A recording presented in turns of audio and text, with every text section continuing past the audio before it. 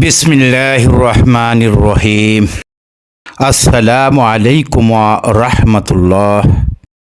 সম্মানিত মুসলিম ভাই ও বোনেরা, তাওহীদের পর মুসলমানদের সবচেয়ে বড় ইবাদত, সবচেয়ে গুরুত্বপূর্ণ ইবাদত হচ্ছে নামাজ। নামাজ মানুষকে গুনাহমুক্ত করে। নামাজ যেভাবে মানুষকে গুনাহমুক্ত করে, সেই প্রসঙ্গে রাসূল সাল্লাল্লাহু আলাইহি সাল্লামের একটি হাদিস আপনাদের সামনে উপস্থাপন করছি।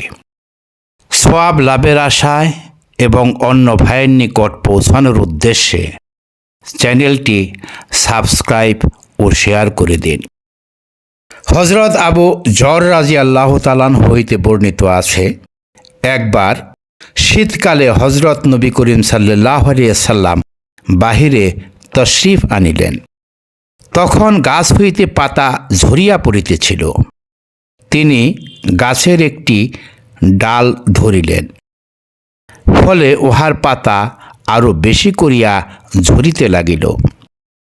তিনি বলিলেন, হে আবু যর, মুসলমান বান্দা যখন ইখলাসের সাথে আল্লাহ পাকের সন্তুষ্টির জন্য নামাজ আদায় করে, তখন তাহার গুনাহসমূহ এমনিভাবে ঝরিয়া যায়, যেমন এই গাছের পাতা ঝরিয়া পড়িতেছে। সুবহানাল্লাহ। ধন্যবাদ।